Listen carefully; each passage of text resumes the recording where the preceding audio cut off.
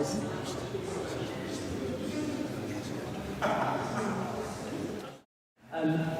Good evening, everybody. Just to introduce myself, my name is Simon. I'm the curate here at St Nicolas, which if you're not used to Church of England jargon, that means I'm kind of a vicar with L plates on. But I'm not the main attraction. Rob is our agnostic in residence, who is going to be speaking mostly this evening, and I'll hopefully ask some questions and prompt him and lead us through our discussion. I've been really looking forward to this event as part of a whole fortnight of things we're doing here at St Nick's, a series called Come and See, where we're basically just inviting people to come and to investigate and to see, well, is there anything to Christianity? What is St Nick's about as a church? And as we're talking about coming and seeing and investigating and asking questions when you're not completely sure, I think Rob is a fairly serious example of someone who has tried to do that. I mean, we brought some of his books today. He tells me he hasn't read all of them cover to cover, which is reassuring. Perhaps over the Bibles, to be fair. And I think I checked this afternoon, 238 videos. You're possibly getting on for. Yeah, so most people, when they're kind of interested in Christianity, I don't think begin at the beginning of Genesis and decide they're going to do videos the whole way through and get to nearly 240. Don't worry, if you're thinking, I'd like to come and see and ask you more questions, this isn't necessarily the entry level of what it looks like. Rob has done the extreme version. And just to give you a sense, before I kind of hand over to Rob, I'll ask him to introduce himself, give you a sense of how the evening's going to run. For the first half, I'll ask Rob a few questions, and then after about half an hour or so, maybe a little longer, depending on how much Rob speaks. And we'll have a break for some more refreshments, and they'll bring a few other bits out from the kitchen. And then, after the break, a couple more questions and a chance for any questions and answers that you guys would like to ask to either myself or to Rob. He's going to give him a chance to ask me some questions as well, so it's not going to be all one way. He'll get his own back at the end. But without any more from me, can we give Rob a warm welcome this evening?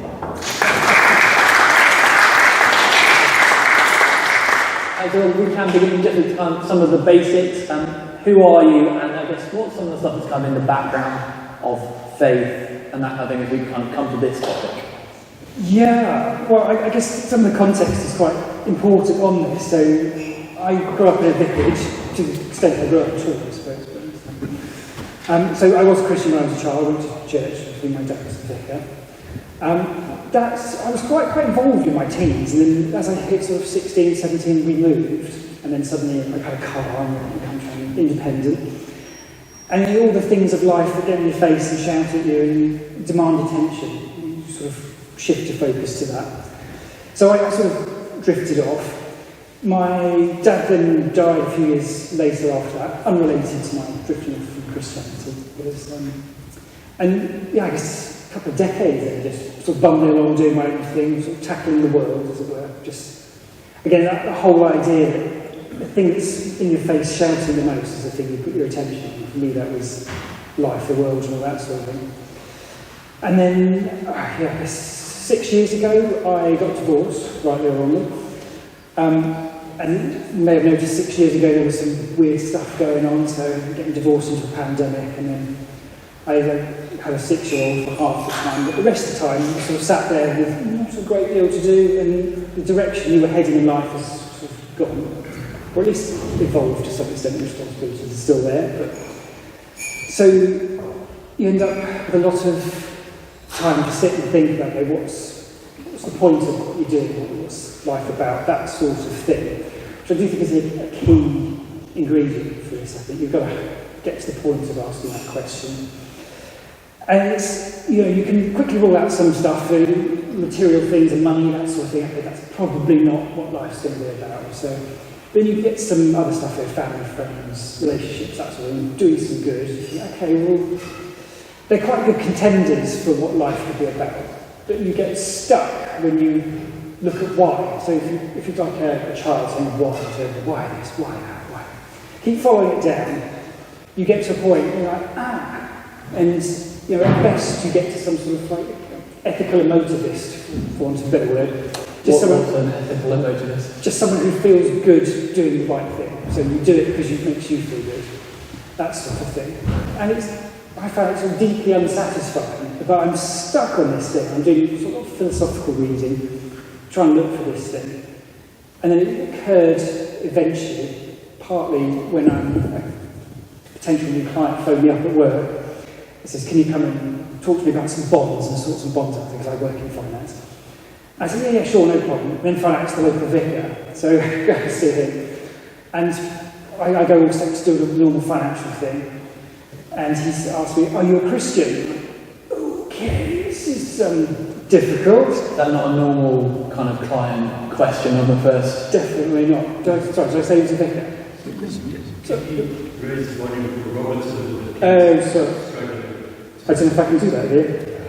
I will run to the back. Rob needs to be a bit higher. Needs to be higher, I think. Or I might have clicked it low. It's all new and very high tech. Where was I now? Yeah, so went to see this vicar and to do my normal job, as it were. And one of the questions, are you a Christian? Ultimately I have to say no, but I'm a friend to Christianity. And his suggestion is go and buy the Bible and read the Gospel of Luke. And I got as far as buying the Bible and shoved it on my shelf, and to be fair, I still haven't read the Gospel of Luke. So I basically just carried on with what I was doing. He then died a couple of years later, and I got a second sort of, I guess a Christian perspective would say it was a nudge. And I ended up a few visits to St Mary's Church in Andover, which isn't as good as here. So it's very nice, but it's not as good as St Mary's. What can I say? I've never been. So. No, it's good. It's all right. And I was sort of like that, but I found church really difficult. It's still difficult. I've been coming here for a year and a half now, 2 years. And it's still very difficult. I'm not entirely sure why.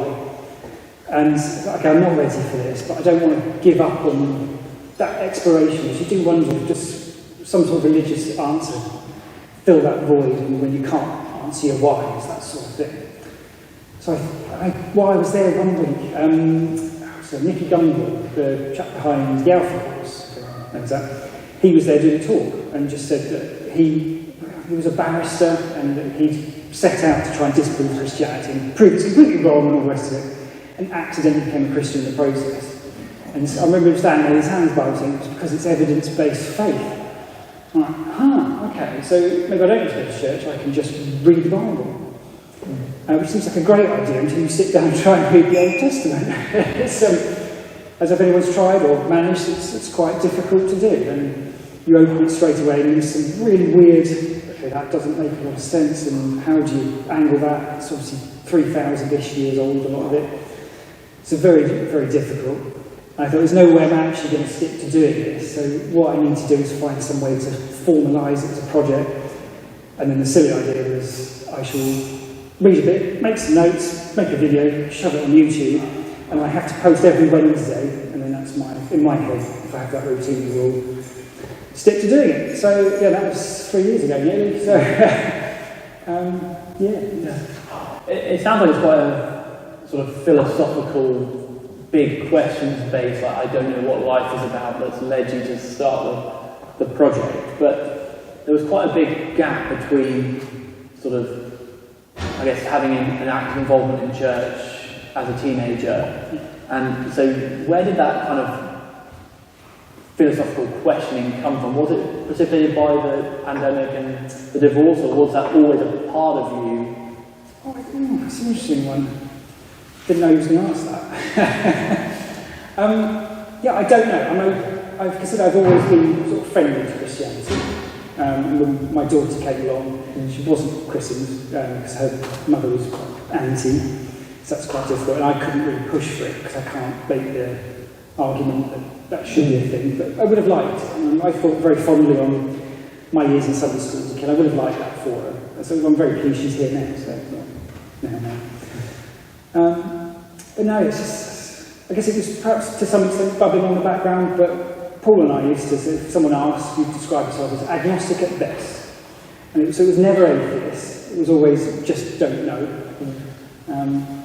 but almost on the shelf of, at some point I'll get around to figuring that out without sort of realising that it's on the fence. It's just a ridiculously silly idea. It's kind of, if you think God might exist, but you don't do anything about it, that seems to ignore something that could be very, very important. So this was kind of a get yourself off the fence, sort of thing, one way or the other. But you're how many years in? You're still a little. It's a lot of Bible, yeah. It takes a while to get through. It's quite a pointy fence. You guys are very stuck into it. A nice comfy armchair. But, and before we kind of dig into your experience of beginning at Genesis chapter 1, kind of working through, can you remember what would have been your impression of the Bible? What did you think you were coming to as you kind of began your project? Can you remember? Yeah, that's the difficult thing, is I'm so immersed in it for 3 years, it's difficult to remember what I didn't know before. I think to some extent I kind of thought I already knew it, as in I thought I'd already read it. And then you read it, it's like, no, I have not. So, I remember at Sunday school getting top marks, because my dad was the vicar, so I got top marks in the Exodus quiz, and I'm like, yeah, brilliant. And that sort of stuck with me. I think, yeah, I know roughly. And I know there's Noah and that stuff, and then there's an Exodus, and then something happens, and there's a promised land, and then you actually get into it like, no, actually there's quite a lot more going on than I thought there was. But it doesn't really lend itself to just skim read anyway, I don't think. It's too complex to not study, as it were. And so then when you actually did start reading, what did you find? What was particularly kind of... I guess initially it is really hard to read. I mean, that was the first. I've got quite a few old books, and on the Wealth of Nations, if anyone's tried reading that, that's not an easy thing from the 1800s. And this is another step up on that. So you sit there, and you try different translations, and they're slightly different. So that's quite tricky. And then the first 30% of the first few chapters is lineages. And I don't care about this. And it's like, but determine I'm going to read all this. Didn't make much sense. I might have to go back and do it again.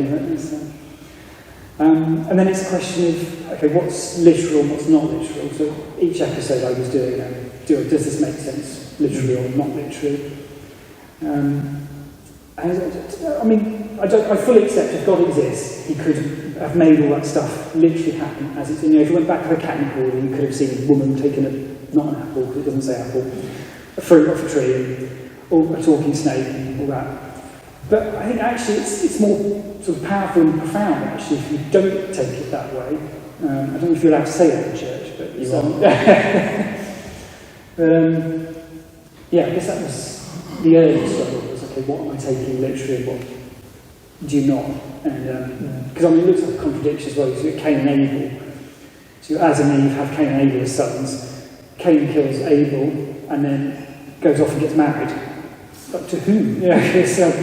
It's a good question. I mean, to me, it's baked into the story. It's not saying that this is literally true. Yeah. It's saying that this is conveying something much deeper than that, which I think, therefore, is actually, by far, a better way to read it. Which is, you mentioned someone recommending starting with the Gospel of Luke, and I think, for me, I'd often expect, like, the Gospels are more like a biography, more like a genre of literature that we are familiar with in the West in the 21st century. And so I'm quite in awe of the fact that you've actually managed to begin at the beginning of Genesis and work through a lot of stuff that I think is wonderful. I'm paid up, I love the Bible, I love the Old Testament. But as you say, it is not the easiest book to delve into, and it's often quite an alien world that it's speaking about, and different genres and all those questions. And Leviticus was hard. I was giving my question. What was the biggest slog? Was it Leviticus? No. Well, Leviticus was not too long, I suppose. So, and there was some interesting stuff baked into it as well. Leviticus is the law part. If anyone doesn't know, it's just there's 613 rules in it, and including things of what you should do if your donkey falls down a hole. So have you had to apply that? Yeah. Sadly not.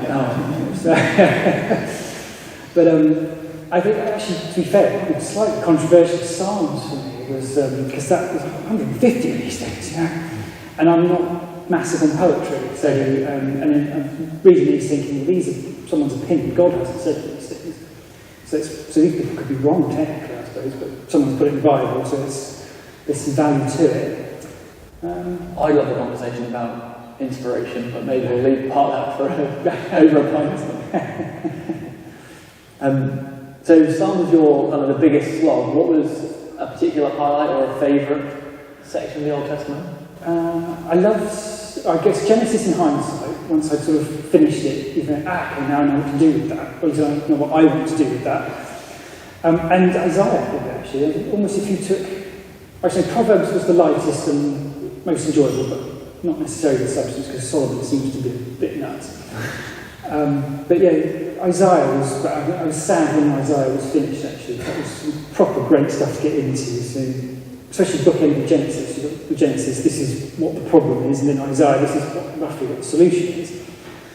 So the pair of those together make a great team, I think, actually. I love that Isaiah was found in the Dead Sea Scrolls dated to 100 odd years before Jesus was born. So the prophecy stuff is difficult, obviously, but it was definitely written before Jesus was born, and science says that. So it's really interesting. If you wanted one book of the Bible to be found and proven to predate Jesus, that would surely be it.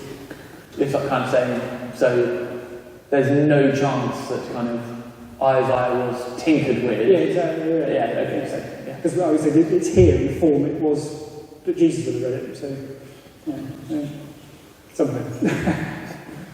Brilliant. And I guess, what surprised you the most as you were kind of going through the Old Testament? Should have looked at these questions first, shouldn't I? I guess how much I've enjoyed doing it, perhaps to some extent. I've done anniversary videos. I haven't had the third anniversary yet, that's in a couple of months. And each one sort of looking back on what I've learned in the previous year, and the tone of those was different. I thought they might have been, I suppose. Perhaps to some extent how long it's taken, I suppose. But the last 12 videos have all been whole books in one go, and the minor prophets and so on. And it's still taken nearly 3 years. So it's my own sort of softening on it, I guess, in the sense, because I can't imagine anyone's going to read the Old Testament and go, oh yeah, obviously God's real. And it's kind of, I don't think it does that sort of thing. But all the reading I did around it, because there's like 15 tangent episodes on there as well, so that I've just sort of gone off and looked at the reliability of the Bible, that sort of thing. Like, can I actually take this thing seriously, or is it made up later? And evidence of the resurrection, that sort of thing. So the Old Testament on its own is a difficult one, but the Old Testament in context, especially put in the historical evidence of the resurrection, which is hard to argue with, inconclusive, but hard to argue with.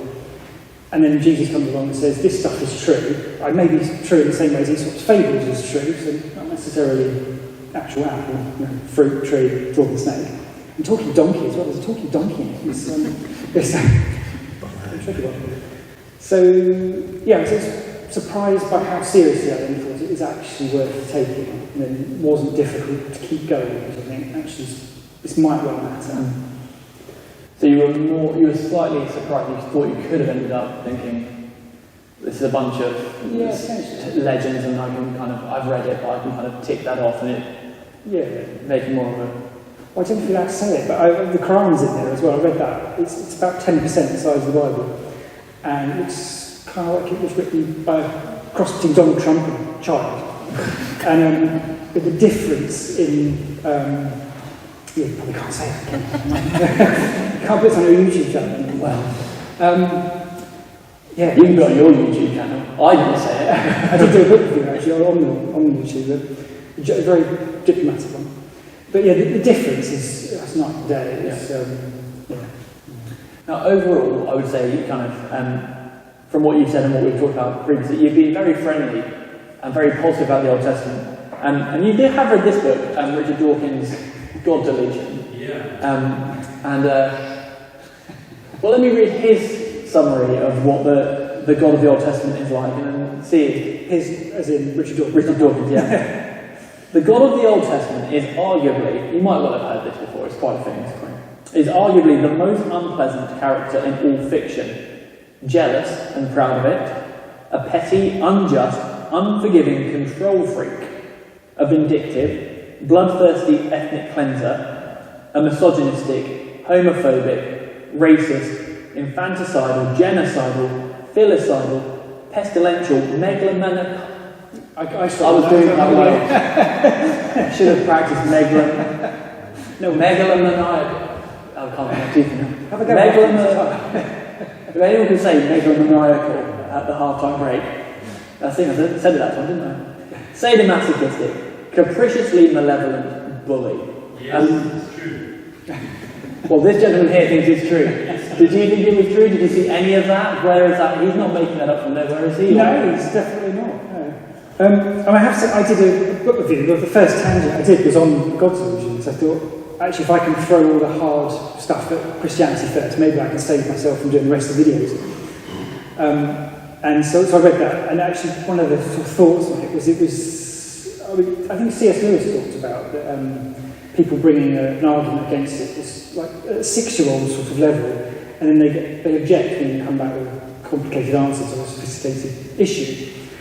And all that stuff is in there very definitely. I mean, some of it can be hard to reconcile, but there's so much great stuff in there as well. And actually, if you zoom out, like the Book of Judges, it's just this sort of series where you've got Israelites do bad, God punishes them. They have 30, 40, 50 years or something of just being punished. Then God comes and sends another judge who tries to rise up and save them, all the rest of it. And it reads ridiculous, but you think actually economic cycles that we have now are actually very much like that. And it looks like God just keeps repeatedly beating the Israelites down. And so I sort of step back from it, hang on a minute, actually he just keeps giving them another chance, and they keep blowing it. And that theme goes all throughout the Old Testament, I think. So kind of partly wondered almost for a second was Richard Dawkins a closet Christian, because he's offering up such a terrible argument against it that it's just very easy to dismantle. But also just, did you not read it properly? I mean, there's so much balance to that just the way you phrase it, well, it's a good quote, isn't it? It rolls off the tongue, if you can say that word. Megalomaniacal. Oh, is that better? Maybe the only time. Yes, it rolls off really well, but I mean, he sold a lot of books as well, didn't he? So I would argue there's nothing there that's not true, but it's completely unbalanced. So a partial picture, you're missing that kind of repeated grace and kindness, exactly. Shown and only focusing on. And I mean, is that what you'd say? Yeah, and potentially the Israelites are one of the worst societies in history. I mean, so the stuff they were getting up to, and it never mentions that either. So, yeah. And as you look back on this project now, you've completed the Old Testament. The last video went up yesterday. Yeah, episode 170. What are your things which strike you the most? I guess either from the Old Testament itself, or perhaps more how people and culture, and maybe even the church, think about and treat this book. You know, you have done an awful lot more thinking, probably read an awful lot more of the Old Testament than lots of people who are coming to churches and filling the pews here on Sundays. Which may be a good thing.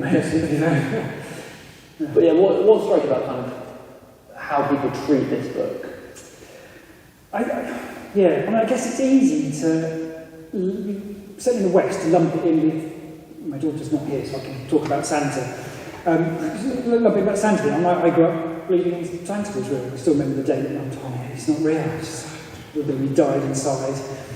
And it's, I had some questions. Like, who eats an mince pie, Dad? You're so sure he's not real? I just went with it. Did you? Yeah, of course. Yeah. Apparently I went upstairs and then came back half an hour and was like, wait, if you eat a mince pie, Dad, but think about this, who eats a carrot?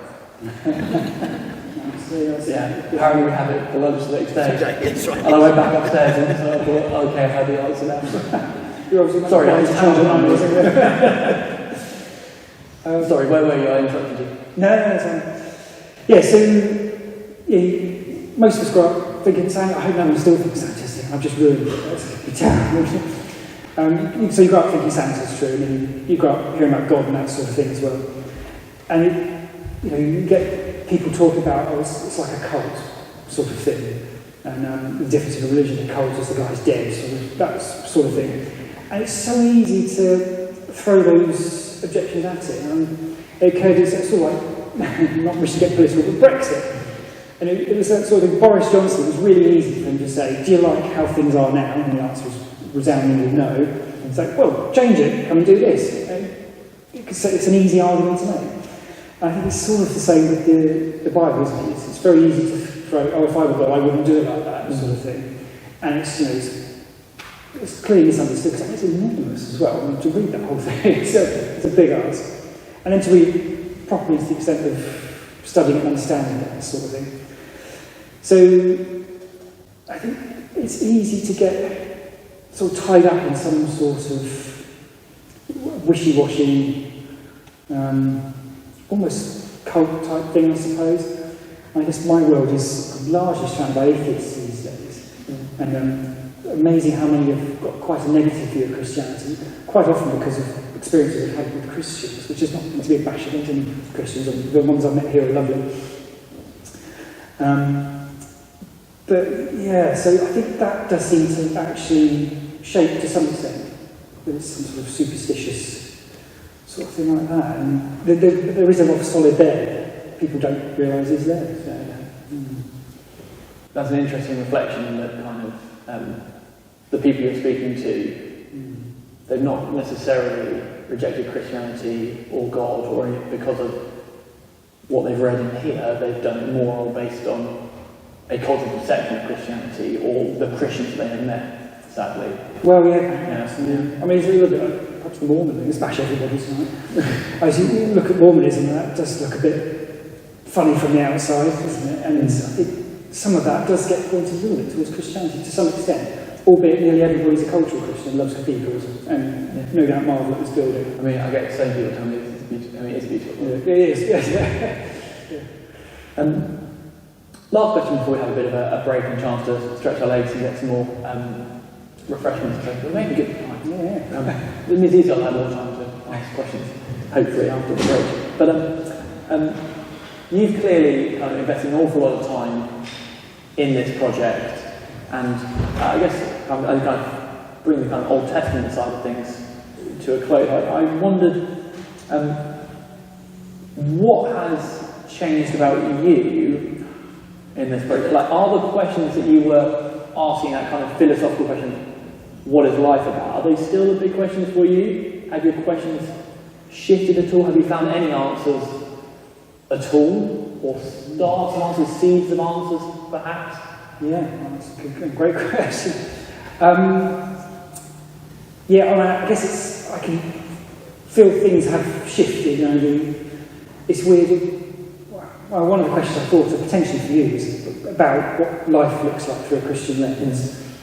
And even suffering, that sort of thing, potentially could look very, very different through a Christian lens and a secular lens. And whilst I don't have that Christian lens, I can sort of see a foggy version of it, if this were right. Albeit I haven't read the New Testament, so I don't fully understand how that mechanically works, if you see what I mean. But at least I've read Isaiah, so I know roughly what it was aiming for. You get a hint of, if that's right, that should look like this, rather than what I see it as. So you end up sort of 1 foot firmly in the secular world, having to tangle with So that. just to unpack and get back to you can kind of get a glimpse of my view on reality would be different in these ways if I was to embrace it. Is that kind of... Yes, yeah. So, you can see a hint of that, and think that might be right. So that enough is enough to sort of slightly shift how I look at a lot of things. So, some stuff that's happened in the last couple of years. It's like, might have been more grumpy about it than I was potentially from some of the influence of this, and stuff that matters and doesn't matter, and suffering becomes very different through that sort of context. It's not very good. We want to make light of it, and obviously to suffer is not a good thing either way. I suppose, but certainly some of it. Well, it's actually a lady at work saying she was going to come tonight, but I don't think she turned up. She's saying she's full-on atheist because she was in South Africa. She saw a kid, an 8-year-old kid or something, die of AIDS. And you can sort of see why someone might go atheist because of that. But actually, if you look at it through the Christian lens, that looks, it's still awful, but it looks very different than it does for a secular one. It's sort of tainted, for a better word, by the Christian lens, because I can sort of start to see what that might look like. Well, I think suffering is really hard one, and I don't want to kind of be kind of just very much. You can talk about it on a very philosophical level, and then you can talk about it on the real level of, as your colleague had of actually seeing suffering and just experientially, I find it fascinating. Fascinating isn't quite the right word. Intriguing, perhaps, how I will meet people at church on a Sunday who will almost say that it was suffering that brought them to God. And it was in the midst of the darkest time that that's where they came to faith. But equally, you will meet those people who will tell you their story of, I was in church, I believed everything, but then the suffering came. And I fell away, and it's this sort of, bizarre thing of really genuinely terrible things can happen in people's lives, and you have these completely opposite reactions. For one person, it draws them towards God, and they find hope and something in that, and healing in that, and another. And maybe one's being more honest. Maybe I don't know what to do with that really, but. No, I think tied up with that as well, of course, is why would suffering happen if God's supposed to like everybody? But I mean, the first 4 pages of the Bible, my feeling, answers that. So it's and a lot of other difficult questions. Why is God hidden as well? It seems to be the first 4 pages as well. But yeah, difficult one to talk about. Yes. Well, we're straying into the kind of objections to Christianity, which is where we're going to kind of finish our time. I took it so. Should we have a kind of 10 minutes break or so? Have some refreshments at the back. Well, welcome back. You haven't all run away at half time, so I'm taking that as a positive sign that you're here still. Rob, so far I'd say you've been generally fairly friendly and quite positive about your experience of reading the Bible. This is called Agnostics Anonymous, so I assume you've got quite a lot of things that are unanswered or things that aren't quite there yet. And so I thought we'd get into, before we get to questions from everybody else, objections to Christianity or theism generally, and then perhaps places where you think the evidence positively for Christianity might be lacking, or where you'd like to see that. So if we begin with those kind of objections, I know we've spoken before, I think you said that there aren't any you think are completely insurmountable, but as you look at the objections to Christianity, what are your thoughts on those? What are the strongest ones, the ones that you find personally most significant, I guess? You can hear me now, I take it. We have tried turning Rob up, so hopefully we'll just wave and keep pointing up, and John's going to keep fading up until you can definitely hear him. I started it with all the... Start reading the Bible and think, okay, this on its own is not going to be enough, so I need to start looking at some of the other stuff. Plus, it's a bit of a slog going through the Bible, so you try looking at some of the other stuff along the way and how to tangle with that. So, for Richard Dawkins, and it's like, okay, that's not a very useful objection, I don't think. And then there's Christopher Hitchens, I've got his is down there somewhere as well. And it's more anti-religious than anti-God, I suppose, but it's an easy one to argue, anti-religion, but then... Anti-religion in terms of the bad effects of... Yeah, so a lot of things... Hitchens' opinion. Yes. Cause a lot of pain, those sorts of things, yeah. Well, historically, it's not difficult to point to some things that the church has done that's not great in terms of optics, that sort of thing, inquisitions and such things. It's not exclusively Christians. No, absolutely not. No, so the Union has some bad ones as well, but... I think he mostly talks about other religions, but Christianity gets a kick in there as well. Yeah. my feeling, my sort of summary on that was, I guess, hate the punk, not the religion. You know, if someone does something that's not in the teaching, then they're not representing that religion anyway. So that one sort of went by the wayside. And then I've heard this guy, Graham Oppie, who's a proper philosopher in Australia. And there's a book in here. Where is it? It's your expensive but tiny book. 50 quid for this thing. It's worth finding. It's a proper... No one's nicked it already. And it's called The Best Argument Against God. And it basically goes through all of the objections. It's on there. It's so small we can't find it. It's a £50 teeny tiny book. Yeah, it basically goes through all of them from a philosophical point of view, and does it make sense that this is an objection? And basically he reaches the conclusion that God does not exist on the basis that if you have two possibilities and one is more straightforward, it makes sense to prefer the more straightforward one. So, did the Big Bang create the universe? Did God, you've got to import a God into that scenario. Therefore, God didn't create the universe, it was a Big Bang, therefore God does not exist.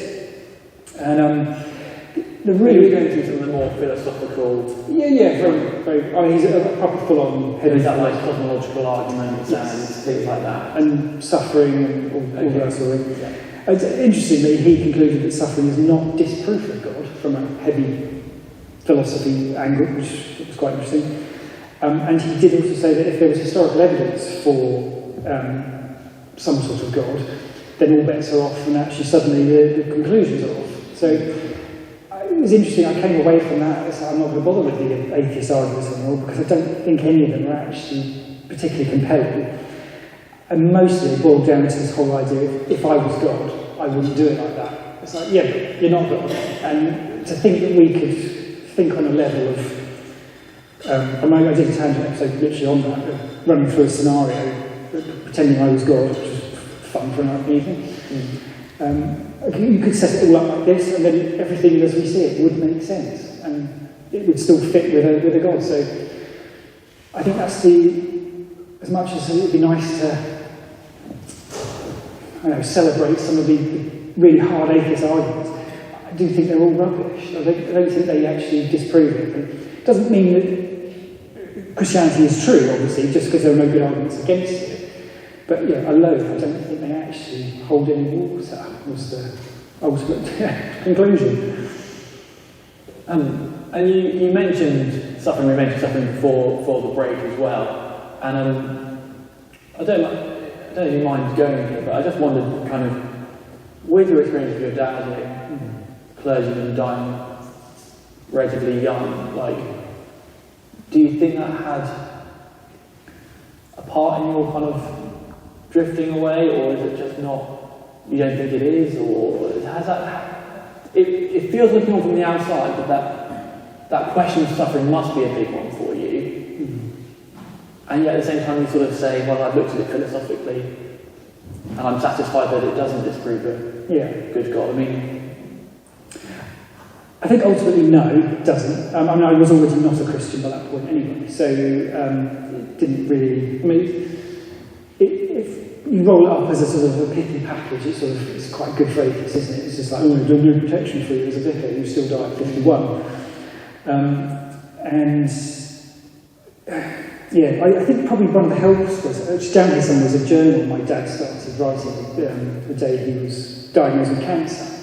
And he lived about 11 months after that, and recording all his thoughts of that. And Mum and Dad went on a big holiday because we had to bring it forward for the 25th wedding anniversary. There's all sorts of things like that. And there's some medical stuff which apparently has been quite useful to some oncologists, I believe Mum said. But I found it really interesting from the sort of more philosophical point of view. What is it like to be dying of cancer? And you think you've given your life to follow this God. It would seem, I mean, the Old Testament would almost sort of support, Hezekiah who weeps bitterly and gets given an extra 15 years of life. And that would sort of suggest that getting more life is a good thing, and therefore if you're good, God will give you that.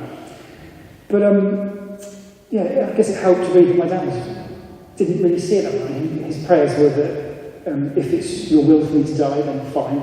If it's your will for me to live, then I kind of like that, you know. It's, and I think his last entry was probably 2 weeks before he died, and it was he was still quite sort of upbeat, and that faith was clearly bolstering to some extent. I think, as you said, suffering can send you one of two ways, and it's so no, it was never a factor for me. It makes perfect sense in my head that you wouldn't just suddenly be invincible because you're a vicar.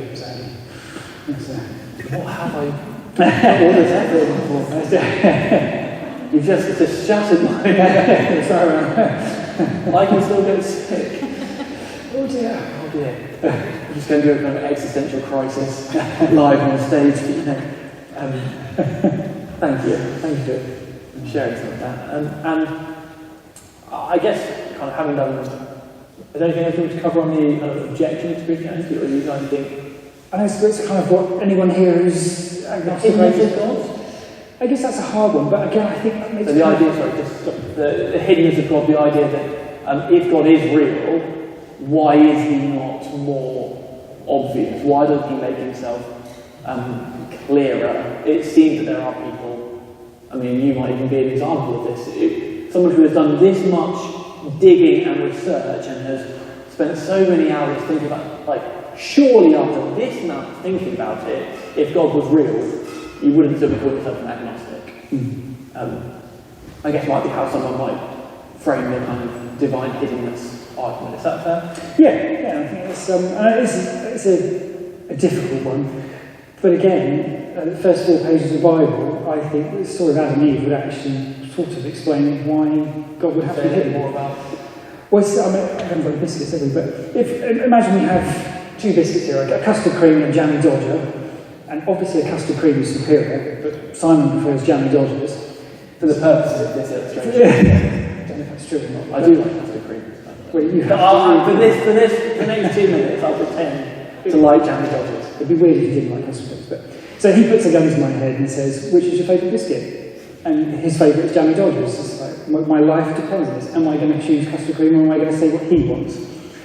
And that was my feeling that why God would have to be hidden. You know, if it was so overt in your face, it's like having a gun to your head. What are you going to choose? And you're not choosing freely anymore. You go to hell if you don't choose this. Whatever hell is, we'll deal with that next time. But yeah, it's got to be faith, isn't it? And I think faith conjures images of blind faith, which I think is actually a bit of an oxymoron. I don't think it's faith shouldn't be blind, or it's just delusion.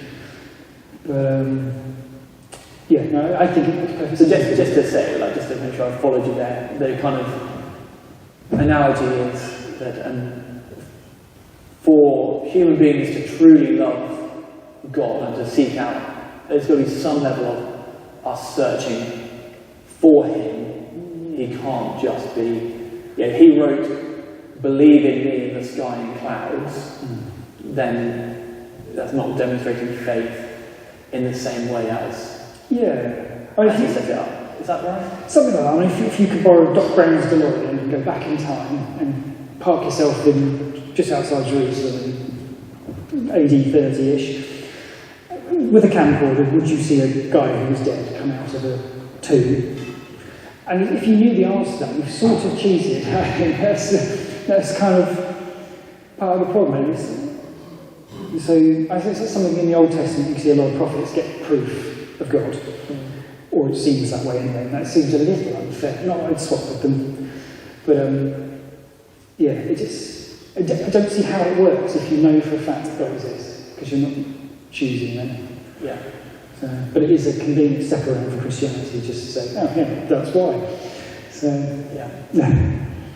So just because something's convenient doesn't necessarily mean it's true, I guess. Yes, having touched on objections there, positively, you kind of mentioned there, I guess, Christianity does in one sense rest on whether a man walked out of a grave or not, and there's historical ways in which we could begin to test that idea, did that happen or not. But are there that or potentially other things where you're like, actually, positively, this is what I would like to see from Christianity before I was willing to kind of actually say, I'm going to get off that fence on the Christian side rather than my armchair seat here in the middle? Yeah. Well, I mean, as I understand it, there are basically two sides of the coin in terms of faith. So you've got the personal experience of God, which is the bit I lack. And to be fair, the way I'm wired, I'm probably not very susceptible to that, as some people will relate to. But then there's the sort of more factual, evidential side. So I figure I work on this because I can do that, and then if God exists, presumably I would be given the gift of belief. The trouble is, one of the taglines for the YouTube channel is I'm very left-brained, as in very objective, that sort of thing. I find it very difficult to get on with not really abstract stuff, but yeah, a personal experience of God, I guess, would be some sort of moving experience, but I guess I would be sceptical of that. That's the problem. And you see these interviews with skeptics, no matter what happened, they just assume they had a stroke or something, and I'm conscious of being in that camp.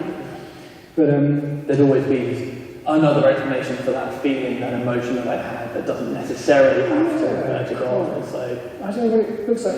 There's a good example actually. So I was at a finance conference last year for a company who's not the greatest finance company.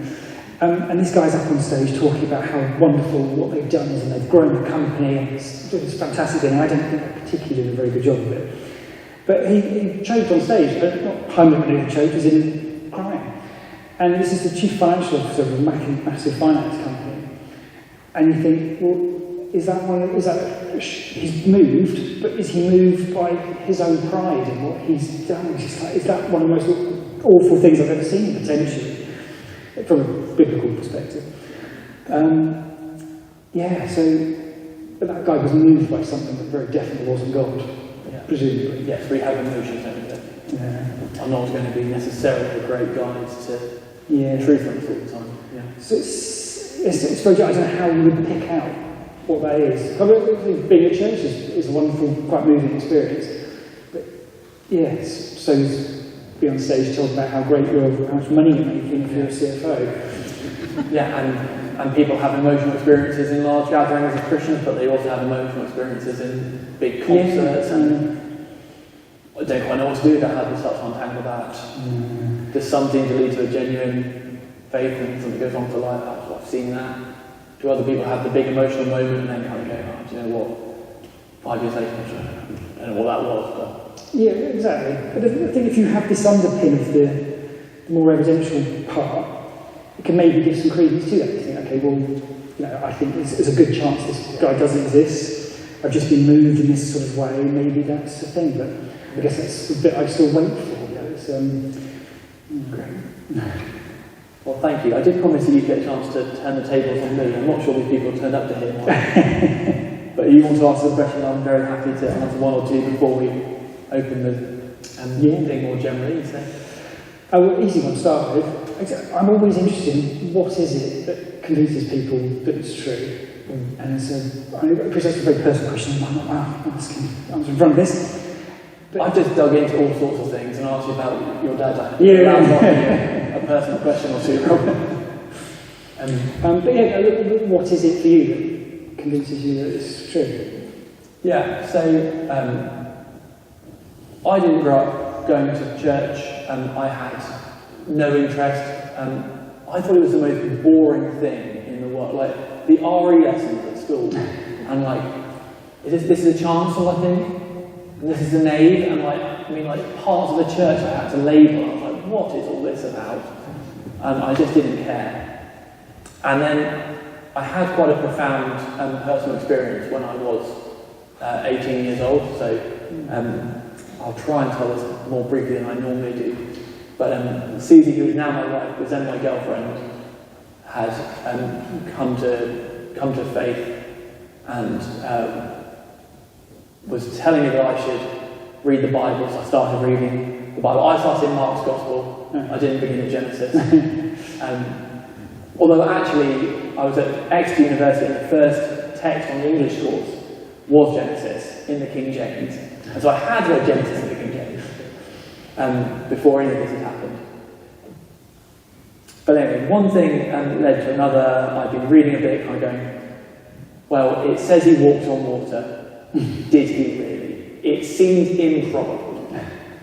And these are the stories that I remember from when I was a tiny little kid getting taken to Sunday school. Could it be true? How would you even begin to know something that long ago whether it really happened or not? But then a friend of mine's dad was involved in a horrendous accident on a building site in South Africa, being run over by a piece of heavy machinery. My friend Dylan got on the first plane back over there to say goodbye to his dad, he thought. And a couple of years after that, I became overwhelmed with the idea that I should pray for Dylan's dad. And so I remember thinking, I locked my bedroom door of my uni room. No one is going to find out you prayed. And I only had to pray with Simpsons cartoons, so I was on my knees, my elbows on the bed, prayed, and had this profound experience where I was I physically had to hold on to the bed to know what was going on. So I don't know what to do with that. And then a couple of weeks later, visited church with Susie. There was the story of the prodigal son, which I'm sure many of you know. I had no idea, never heard of the prodigal son. But it's the story of this guy who has no time for God, lives all for pleasure for himself, and yet when he returns and comes back to God, he finds a father with open arms, willing to receive him home. And I thought, I've done quite a lot of living for myself and living for pleasure and enjoying lots of the good stuff in this world without having 2 minutes to think about God. And if God is like this father, it makes sense to come back to him. So I think I became a Christian the first time. I went to church as an adult with any sort of kind of openness to it. But I guess in one sense that is all kind of experiential and no one else can do anything with that. And as I have gone on, but very much from within a Christian, I'm not going to kind of pretend I did a kind of big analysis, but having become a Christian, you then begin looking at the evidence and does this hold weight? What is the evidence for the resurrection? One thing I actually particularly find compelling about Christianity is that in one sense it is, at least compared to other religions, much more falsifiable. It's not just a philosophy and a worldview and all this would be nice, but if Jesus really did walk out of the tomb alive, then it seems like we should take seriously quite a lot of the other things that he says. And I think whatever your opinion on Christianity generally, you do have to have an account for what happened on that weekend in Jerusalem in 33 AD, because the idea that somebody who never held any sort of political office, never led an army, never wrote a book, was born in a backwater. The idea that he trained as a carpenter, never went to school. The idea that somebody like that founded a movement that transformed the world and has built these buildings and our entire culture. If he just stayed in the tomb, that's almost more miraculous. It's like picture miracle. A nobody from nowhere who never went to school has created this worldview that wherever it goes, for 2,000 years, people have said, this man has the answer to life, the universe, and everything. And so, whereas if he did rise, and if he did send his Holy Spirit to equip those terrified apostles to go out and transform, the subsequent growth of the church that we find today. That's a very long answer. That's why I read Dominion, actually. Dominion. I haven't read Dominion at the time. I recommend that book actually is all about the arguments against it. What else could it have been? Historical facts about Jesus, and it's a difficult one to argue with, and you're sort of stuck. But certainly for me, it began with being kind of sideswiped and kind of I have no category for what just happened. It seems to be most then go to church, and then from the inside. So you clearly need to have that, I guess, to get there, because you can't rationally. I think that is one of the things that kind of we're not just purely rational beings, I don't think. I mean, Pascal's wager, we talked about it today, didn't we? It's a show of hands, people heard of Pascal's wager? Do you hate it? Well, Pascal's wager is commonly misunderstood. So Pascal, Blaise Pascal, kind of a bit of a polymath, and there's all sorts of things and mathematician, but he's trying to prove to his friend that his friend is irrational. And he says, here's the evidence that you are irrational. If you were rational, if we were all rational, then we'd all be at church every Sunday morning. And here's why. Because you've got to do the maths and say, if it's a bet on God or bet against God, well, if you bet on God and you're right, you get everything beyond your wildest dream. The payoff is enormous, and the cost is, by comparison, minuscule. You give up your Sunday mornings.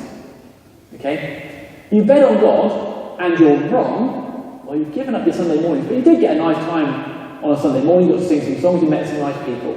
So the cost is not very high of betting on God and being wrong.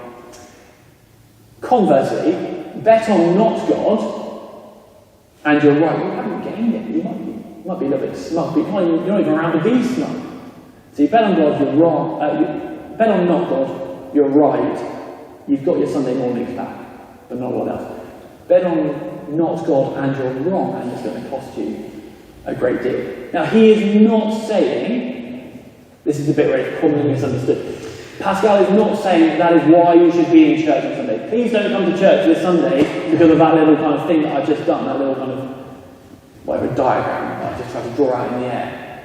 Pascal's point is, all of our reasons for believing or not believing are not purely rational. Because if we were pure robots doing the calculations and the sums and the statistics, we'd all go there. But we're not. None of us are. I'm not. Rob's not. You're not. And so, let's not pretending that we're being purely rational, any of us, and admit that there is some brain that we're all kind of making our decisions for a bunch of other, much more complicated, confused reasons. Sorry, how about Pascal's wager? And I'm talking a lot. This is Agnostics Anonymous, not curates having a chat. To be fair, I've agreed. It's misconstrued, isn't it, as an argument for the existence of God, and it's not. It's just an illustration of problems of human reasoning. Yeah. And then it goes on in part of the big grand apology to what you should do about it, which is basically act as if it's true, which is then you find yourself doing things like this on a Thursday night. Yeah. But yeah, sorry, to go back to where we get started on that, I think there is an element of there has to be, it's not going to be purely rational. None of us are purely rational. We're not going to think ourselves into the kingdom of God. There's going to be an emotive part of it, and there's going to be an element of not blind faith, but a taking a step of faith. Which I guess disadvantages some of us in terms of being less open to that. Or maybe it hits harder than it doesn't, perhaps. But I guess that opens up to an objection of fairness, isn't it? I guess. But again, I think you go back to Genesis, you end up, life isn't really fair. Abel was the goody and got killed by the bad. It's kind of where things start. I think there's plenty from us, unless you go over here. No. I'm not forbidding you from asking more questions. Well, we should open up at some point to these guys. We promised them we will. Yes. Well, thank you. You sat and listened to us very patiently. As I said, I feel it's quite informative. If you'd like to ask a question or make a comment, stick out there. Got one. Is there any evidence who wrote the Old Testament? Is there any? I'll repeat the question for the sake of others. Is there any evidence of who wrote the Old Testament? A lot of it doesn't seem to be argued. So you get things like Isaiah, or actually a lot of prophets, they say, they're prophesying things, and scholars will tell you that it was written later after this person died, as in after the events that it's prophesying. So there's a lot of that, which just shows why it's key, I think, that Isaiah was definitely written before Jesus, because we've got a copy of it dated before then. To some extent, I will say, I'm not sure it necessarily matters who wrote it. I brought Aesop's Fables with me. So you get the story of the hare and the tortoise, if you all know that. But is the story of the hare and the tortoise true? And it's like, was anyone fancy sticking their neck out, putting a hand up for whether the story of the hare and the tortoise is true? No? That's kind of the way it is. True. It never happened. The hair never raised its horses, so you couldn't go and watch this. But it is true, clearly, isn't it? It's slow and steady wins the race. So just going on from that, is there an earlier, has anyone ever found a really ancient early testament? So just, again, for the sake of those at the back, has anyone ever found a really ancient Old Testament? Isn't that the Y document they're looking for? I'm not sure about a Y document. There's a Q is often. That's much later. That's to do with the New Testament.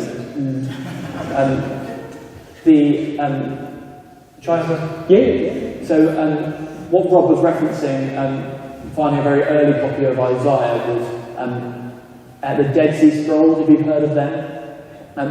There's a community that's roughly, it's 1st century, so roughly the same time as Jesus. Probably the community themselves are existing, kind of spanning the time that Jesus is around on earth. But some of their documents have been remarkably preserved, and so we can look at a copy of Isaiah that predates Jesus by about 150 years. And the particularly striking thing about that is you're then able to compare Isaiah from 150 BC with the best copies, the best manuscripts in Hebrew that we had previously, and you can see it is not letter for letter identical, but it's not far off. It is remarkable the level of preservation across time. I'm much more comfortable on kind of the reliability and the construction of the New Testament, but Rob hasn't read it yet. Sorry, we'll come back. So the question, again, tell me if I've got it quite right, but some of the more kind of apparently extreme, remarkable people with very long lives, very elderly people giving birth. Have you found that as you've been reading through? Yeah, definitely. There's a donkey that talks, I never mentioned that. If it sounded like Eddie Murphy, great, but otherwise it's just like, I don't know. Sorry? What language? The donkey? It's got to be Hebrew, surely, isn't it? But those two sort of almost tie together, because there's some Mesopotamian stuff that predates the Bible by 1,000 years sort of thing. You get things like eye for an eye and tooth for a tooth, which turns up in Leviticus. Yeah. Is it, and you say, well, hang on, this is that, and you've got Gilgamesh, which predates the Noah's Ark story. Gilgamesh has got a big flood in it, it sounds a lot like Noah, and that sort of thing. But that's what I mean when I said earlier. I don't think, if you pick up the Old Testament and read it literally, you're going to have a hard time. I saw this guy on YouTube, Major Coleman was in it, and he sat there in a suit looking like a reasonable, rational person, and said if science disproves the actual account of, literal account of Genesis, then Christianity is false. And I'm sitting there saying, well, it's done that. It's kind of, what do you want about crazy man? And so, I mean, there does seem people who would argue that, and if God exists, yeah, he could do that, obviously, make a donkey talk and whatever else. But I don't think makes much more sense if you read it allegorically, and then I think it ties into that whole resurrection thing, because I don't think there's any real evidence for anything in the Old Testament on this. There's an interesting Santorini theory on naturalistic explanations of the plagues of Egypt, that sort of thing. It doesn't really help though, I don't think. But you get the resurrection stuff, there's some remarkable evidence there. It doesn't prove it, but then you get this Jesus guy who has some evidence saying that he came back to life, which is weird. I mean, there are a few resurrections in the Old Testament. It's still weird, isn't it? It's very odd. And he endorses the Old Testament, saying that, yeah, this stuff is big T true. So I don't think you can read the Old Testament literally.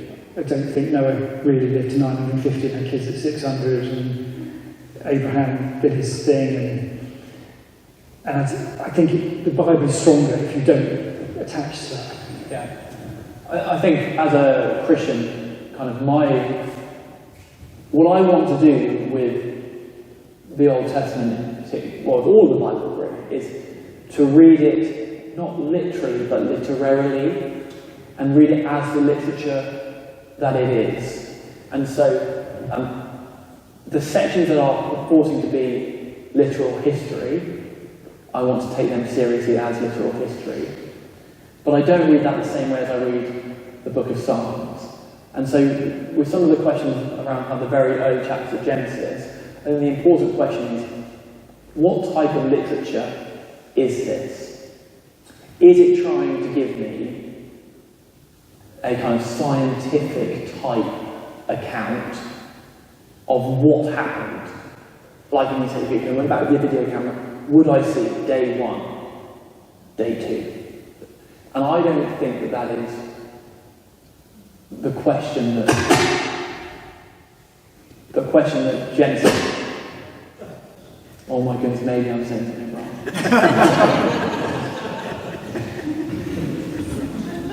I don't think that is the questions that the early chapters of Genesis are trying to answer. I think they're answering much more important questions about why are we here? Who created us? Was this creation good from the beginning? And why is it bad now? Those kind of the questions that Genesis is interested in, not the precise order of days and which thing happened. And I mean, interesting conversations you can have about with people who live to very old ages. I think I'd probably slightly push back on the idea that I can't believe in a talking donkey. I believe that a man walked on water and fed 5,000 people with a packed lunch. It's a bit more evidence. So, but I already believe some wacky things, and I guess if God exists and He is a part of, well, if He's able to interact with the world as we find it, then I don't expect miracles to be happening all the time, but I don't rule out that for particular purposes and on occasions He will defy the laws of what seem to be the way it normally works. And the fact that those things that would be recorded and remembered makes sense because they are precisely the very unusual things. And people 2,500 years ago knew that donkeys don't talk as well as you or I do. And so if Numbers is trying to tell me literal history, I conclude that, then I want to believe in talking donkeys. Or one particular talking donkey. Not generally. Jonathan, is it? I think that you're being too good, too kind. Yeah, I believe that you've got a lot more that you want to say. Oh, is it? No, I don't know. But, I would like to say something if you don't mind. Yeah. You can ask a question or make a point. It's not so much a question. I want us to think a little bit. Because earlier on you mentioned Richard Dawkins. Yeah. And I said, yes, that's right. And I want to take a passage from the Bible here. And I want you to think about it. Because this is something that most priests and most reverends don't really have in their sermons. Is it from the Old Testament? You need to hear. Is it from the Old Testament? It's in the Old Testament. Yeah. Great, we can do it then. Yeah. Can you tell me the reference? It's 1 Samuel 15:1. I'll just read from it if anybody wants to read with me. It says, the Lord rejects Saul as king. Samuel said to Saul, I am the one Lord sent to anoint you king over all his people. So listen now to the message from the Lord. This is what the Lord Almighty says. This is what the Lord Almighty says. I will punish the Amalekites for what they did to Israel when they waylaid them as they came up from Egypt. Now go, attack the Amalekites and totally destroy everything that belongs to them. Do not spare them. Put to death men and women, children and infants, cattle and sheep, camels and donkeys. Now, I'm angry. I think Christians need to wake up and start to see what the Bible is actually saying. And that's why I'm an atheist. For 58 years I was a Christian. I'm now 61. Sorry, And I'm totally against it. so you were a Christian, but Samuel changed your mind, is that? No, not Samuel. This book changed my mind. Oh, so you hadn't read the Bible until... What I did was I said to going to, I love the Lord my God with all my heart, soul and mind. Therefore, I'm going to do what they told me to do, and I'm going to seek the Lord with all my heart, soul, mind and strength. And that's exactly what I did. And I picked up this book, and I became an atheist. That's interesting. I picked it up and read it and became less agnostic. Thank you, Jonathan. It's a Jonathan, can you let Rob's got me on to say? Nonsense. Sorry. No, Jonathan, we're really happy to have pushback and questions, but Rob was going to respond to what you said. So. I appreciate it. That's really interesting what other people see in it. And the trouble is, because Joshua's even worse than that, the stuff that's going on. The guy kills people and puts them on poles. You know, so there's an obvious mechanic by which you would do that. It's just... Yeah, absolutely. God would have put these things. Yeah. Not Joshua. God would have Joshua. So, yeah, I got it. But, so, if you were God, you wouldn't have ordered that. That's basically the problem with all of these. It always comes back to, if I were God, I wouldn't do it that way. And the problem is, we're not God, so we can't understand. You know, I use an analogy in one of the early videos. It's obviously an extreme that doesn't do it justice, but when you're a kid and you're told to brush your teeth, you don't want to do it because you'd rather eat ice cream. But the parents understand a bit more than the child does. And ultimately, there is a good answer to those sort of things. Is you have to at some point just accept that we are limited. We are not going to know what God would have in mind to make that okay. But it's not a disproof of God, is it? That's the trouble. It's saying we don't like God, therefore I don't think he exists. But if he doesn't exist, he didn't do it, did he? So He didn't. The Americans, for 400 years, if your great-great-great-grandfather did something evil, he'd get killed for it. you're still saying you were God. Come on. Jonathan, Thank you. Yeah. I don't want to give. You're very nice guy. Very, very deceived. Very deceived. well, I think we're just talking slightly different angles. Jonathan, Yeah. thank you. I really don't want to give a trite answer to a very serious and significant question. I'm not going to pretend for 1 minute that I read those words and I think, praise the Lord, hallelujah, that's wonderful. But I do think that as I read this whole book, that is not the overall picture. Now, I cannot, in this space and in this time, give you, without any preparation, an answer to exactly what's going on in that verse. If you'd like to, I'd love to pick up this conversation another time and say, hey, let's have a look at this. What might be going on? But I think that's what I'm going to say for now. There are a couple of books there on that subject as well, if you're interested. Yeah. Hello. Can I ask what question springs from what's going on in Have you got a spiritual battle? That's a great question. I like that one. I did a whole tangent on this, and I actually talked smack about the devil on the internet, and I was like, oh, I'm watching out for things going on. And my dad's journal talks about spiritual warfare. And so, yeah, I did a video to explore what did I think on the devil. And it was one of the first questions I asked Simon, actually. I bought him a fish finger sandwich last year. I said, can I ask you some questions? We'll just check where I am, roughly understanding. And one is, am I supposed to take the devil seriously? Because I have more trouble believing the devil exists than I do God exists, weirdly. So spiritual warfare just, don't know. I mean, human evil would make sense in the context, but to actually allow an outside agent from our universe to come in here and deliberately mess things up when there's enough suffering going on already, I have to be careful of doing it if I were God, but I can't reconcile in my head how that would work. But I do realise that I am supposed to take seriously that the devil is a thing. So I think if I was in the middle of a spiritual battle or something, I don't think I'd be aware of it. I think, possibly. Again, the whole left brain thing, the personal moving experience of God, it's not my...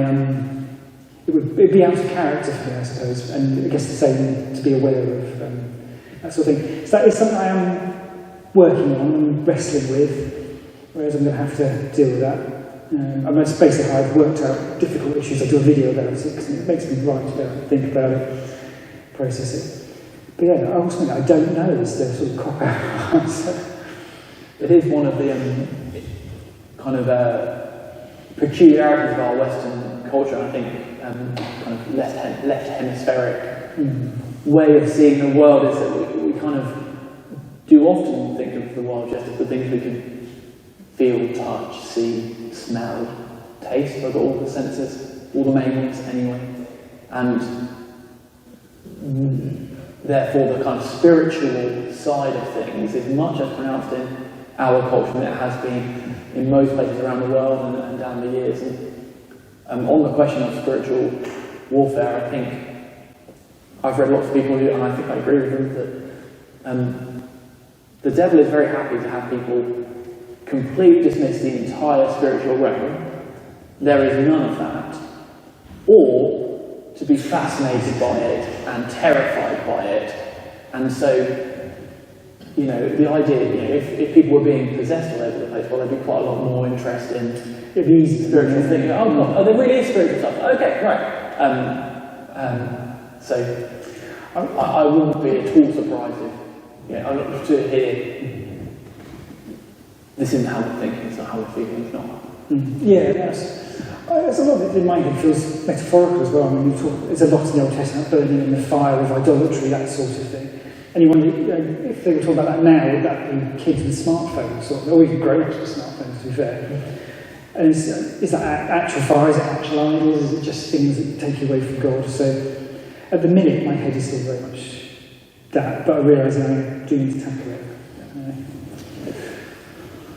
Perhaps one more and then we'll draw stumps. He's banned me. He's banned you. I'm unbanning you. Okay, two questions, one for Simon and one for Rob. First question is, am I right in saying a lot of the early parts of the Bible were written during the exile? the exile, thank you. And if so, which bits, which parts? And for Rob, how do those parts change, or do they change at all in reading? The way they read, the way they're written, the way they mean? Mine's easy, no. So. To me, I will be clear, I am not an Old Testament scholar or particular expert, but my understanding is that the exact kind of formulation process for lots of the Old Testament as we have it today is it has undergone some sort of process of editing, and lots of that kind of final editing, and what we have right now does seem to come out of the exile, but almost certainly based on earlier versions. So, you know, whether, I mean, it seems highly improbable that Moses wrote the entirety of the Pentateuch. He did it Exactly. Particularly bits about his death. But the association of Moses with those books is very, very, very old. And similarly, you know, are the Psalms, as we have them, certainly ones written by David, are they word for word what David wrote? Well, maybe. And what does it mean to be of David? Does it mean in his style? You know, so there certainly has been some sort of editing process that I think, I'm sure very clever people have done an awful lot of digging into it. But from my level of expertise, I'm kind of saying I don't. What's quite what I'm trying to say? I think it's probably hidden and lost in the mist of time with the amount of time that I've given to it personally. And there's going to be an element of guessing for all the scholars. There is a good book on it there, if you want to borrow it. What's your recommendation, Rob? Oh no, for that one, there's John Barton. My impression after reading around extra biblically around that was that actually probably a lot of it seems to have been written quite a bit later than it seems, potentially. But then I always just keep going back to, I get laughed at because a lot of the videos, I don't think it matters. You end up at that foundation of a guy who walks out of a cave and says this stuff is big T true. It could be Aesop's fables, you know, it could be that same thing. So I always come back to that. I mean, what matters and what doesn't matter. Well, thank you very much. I said that'd be the last question, but from you guys. But one just for Rob. If there was something that was going to get you off the fence, one way or the other, or do you maybe this way? Do you foresee getting off the fence anytime soon, or are you still quite armchairish on the fence? I have drifted. The first anniversary video I did, I said that, when I picked this thing up, I was maybe 90-10. 90% not true, 10% maybe true. It was kind of 10% I think is enough to think. Well, in Pascal Wages, it said take the rational. Okay, I better check. And that's all drifted to 60-40 by the second. It's difficult now. I guess I would probably put myself at 50-50 because I'm just sort of stuck. And I obviously just started the New Testament. I've only read 3 chapters of the New Testament so far, other than what I already read anyway. So I guess it will just, I sort of trust it will emerge if it's true. So I'm not worried about it. I'm just going to carry on doing what I'm doing, I suppose. Wonderful. Well, thank you very much for your time and all that you've given to this evening. And thanks for having me. I'll answer our questions. And appreciate Rob's time of our appreciation. Thank you for coming. Thank you both for coming. I'm not dashing off, I don't think Rob is either, so please do continue this conversation. This book here, there's a whole bunch of free books on the back table, but this one here, Are You 100% Sure That You Want to Be Agnostic? Has got my favourite title of any book I've ever read, I think. And so, if you don't think that you can quite manage this pile of reading, this is just over 100 pages, and it's our gift to you, or any of the other books if that interests you. But thank you very much for coming, well, we hope to see you again, but thank you for this evening.